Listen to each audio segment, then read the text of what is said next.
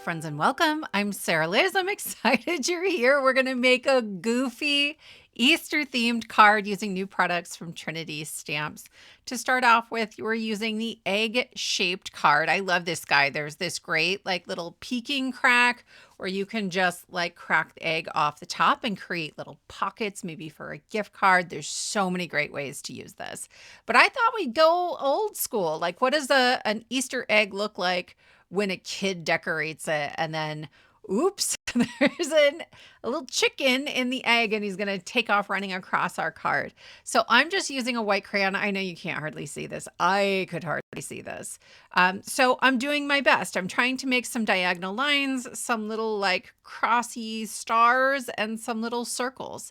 And then we'll ink blend over the top of it, and that white crayon will create a resist for us. I was asking my youngest, my 8-year-old, to find me a white crayon for this project, and he was like, Mom, did you know that you can watercolor over the top and create a resist effect? It was so cute because I knew what I was about to do.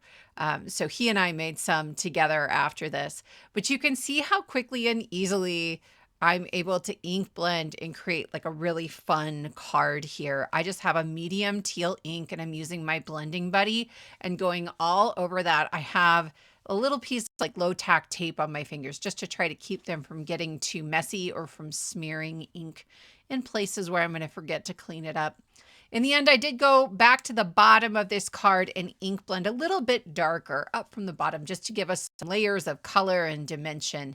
And then once I have everything colored, I'm bringing in the little crack die. The die itself has a little hole that cuts out the eye. So it's sort of all in the same place and it lets you know where the eye should be. But I wanted this a little bit recessed, so I actually just stuck a piece of black cardstock behind the crack we created, glued it down, and then I was able to trim off just that little bit using the edge of the egg as a guide for my scissors. And then I'll add the little eye on there because it's in the die that creates the crack. I knew exactly where to put it, and that worked really nicely. We're going to create a background using the Simply Sentimental Happy and Simply Sentimental Easter stamp sets. If you don't like free range stamping, this can take a while, but I figured these don't need to be perfect. The egg is huge. It's going to cover most of the background. And so I am stamping some at full strength, and then I'm stamping others as a second generation or third generation stamp. And so I'll sort of stamp off to the side and then get some of that ink off and stamp the lighter impression. One of the things I forgot the first time I tried to make this panel is that every time you stamp sort of half off of the panel, you really need to go in and re-ink the stamp. Otherwise, part of the stamp has more ink than the other. You get some weird, harsh lines in there. The Simply Sentimental sets come individually. You can get the stamp set or the die set. The dies will have just the word, either happy or Easter in this case, in a bunch of different fonts, and it has the word in the shadow. And then the stamp set has those same sentiments in the same size, but you can stamp them and then cut them out with the shadow, and there's a bunch of sub-sentiments.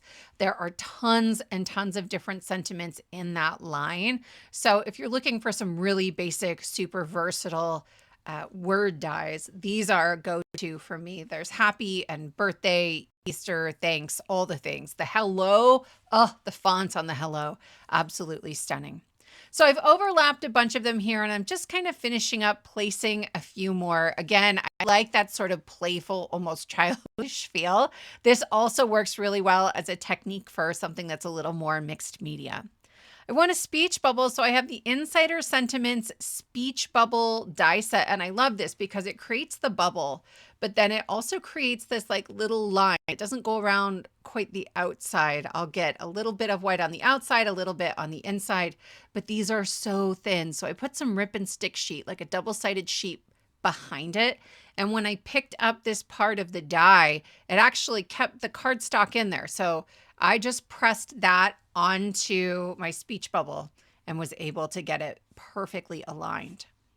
I have been obsessed with this alphabet soup die set lately because it has this fantastic alphabet It's all in caps, which means the letters are easier to line up if you're trying to get them straight. And they're small, but not tiny, right? I mean, small, but I can still sort of hold on to them and work with them without it being too tricky. You could put rip and stick sheet behind these if you wanted to turn them into stickers, but I'm just using my tweezers and tapping them into some glue. You could put glue on a piece of scrap paper. This is a little silicone mat. Both work really nicely. I did the ack first, and then I'm doing alive and kind of going backwards. I know it fits, but to get that spacing right, I figured this way I could put the I'm right in the middle of whatever space was left between those two words. It is a little bit of a tight fit. I tell you what, I sort of laid out all the letters first and then sort of checked a whole bunch of these different speech bubbles to see which one would fit best. Also, in keeping with the sort of playful nature of our card, I'm not worried about getting my letters straight, right? They're a little bit wonky, a little bit like a chicken on the run, and that worked really nicely here. Once everything's laid out, I was sort of waiting to see if there was room for the exclamation point on the ack. And there is. Sometimes when I have small little pieces, I'll actually just pick up glue with the end of my pokey tool, like the dot on that exclamation point, and then I can use the wax tip to lay the dot right onto that. I just find it a little bit easier. I have my little chicken feet here, and I am going to double those up. I'm popping up my egg with a little bit of foam tape, and I don't want to try to put the tiniest little slivers behind these feet. So this will just make them a little bit sturdier. I'm using a 1 millimeter thin foam, so it's not like there's a ton of space, but just enough. I want one of the feet to look like it's kind of on the ground and the other to be taking a step forward. And so my egg will tilt back slightly as if he were running and the wind is blowing him backwards. I flip this over to double up my egg as well, just to sandwich those legs in there a little bit better, and realize my black cardstock was actually poking off the side ever so slightly. So we just trimmed that off, a little bit of a haircut, no big deal. And then, you guys, we're almost done. I tell you what, I have been making a ton of custom sentiments lately with that alphabet soup die set, and tapping them into glue has been a game changer because it's so much faster. I hope that you'll try it with the alphabet sets that you have. So I ripped off the release paper on my foam, and then I used a little bit of wet glue so I'd have some float time, a little wiggle time to make sure I got him set down there just perfectly. And then I have my speech bubble. It does hang ever so slightly off the card. I tend to hand deliver things, so I'm not worried about it. But if you were, you could just scoot it in a little bit. But that finishes our card today, you guys. I hope you've enjoyed this. I hope you like goofy Easter cards. I have more in store for you coming up. Be sure to subscribe to the Trinity channel so you don't miss out. Thank you so much for spending your time with me, and I will see you next time.